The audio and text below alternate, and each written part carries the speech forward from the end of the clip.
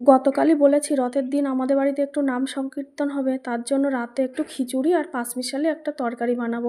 আমি সবজিগুলো কাটতে বসেছিলাম, মা আবার বলল আমি কেটে দিচ্ছি, তুমি রান্নাটা বসিয়ে দাও। এরপর রান্নাঘরে এসে রান্নাটা বসিয়ে দিলাম।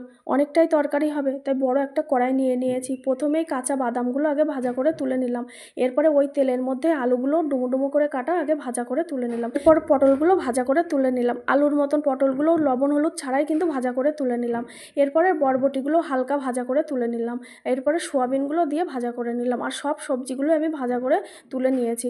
এরপর কড়াইতে আবার একটু তেল দিয়ে ওর মধ্যে শুকনো লঙ্কা, তেজপাতা আর পাঁচফোড়ন দিয়ে এর মধ্যে একটু আদা বাটা আর জিরে বাটা দিয়ে মশলাটা একটু কষিয়ে জল দিয়ে দিলাম। এর মধ্যে দিয়ে দিলাম ধনে গুঁড়ো আর পরিমাণ মতন লবণ হলুদ দিয়ে একটু মশলাটা কষিয়ে নিলাম।